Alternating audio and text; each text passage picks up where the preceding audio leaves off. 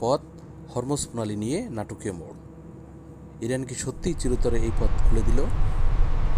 লেবাননের যুদ্ধবিরতির সাথে সংহতি জানিয়ে ইরান ঘোষণা করেছে সব ধরনের বাণিজ্যিক জাহাজের জন্য হরমুজ প্রণালী এখন পুরোপুরি উন্মুক্ত।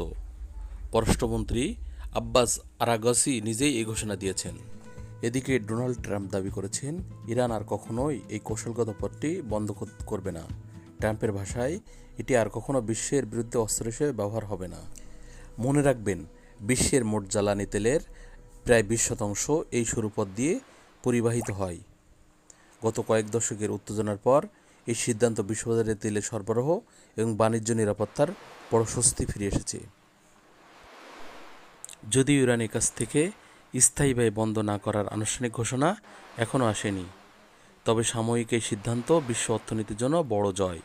আপনি কি মনে করেন, ইরান কি ট্রাম্পের কথা মেনে চলবে? কমেন্টে জানান।